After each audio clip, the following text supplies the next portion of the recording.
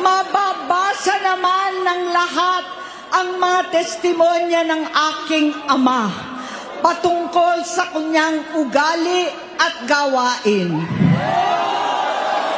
Noon, dahil may tatay pa kami, hindi ko pa siya responsibilidad.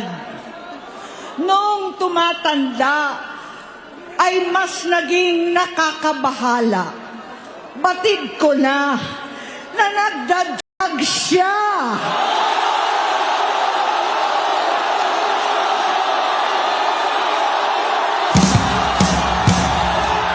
Nalaman ko at ng pamilya, nalaman ng pamilya, seryoso ito.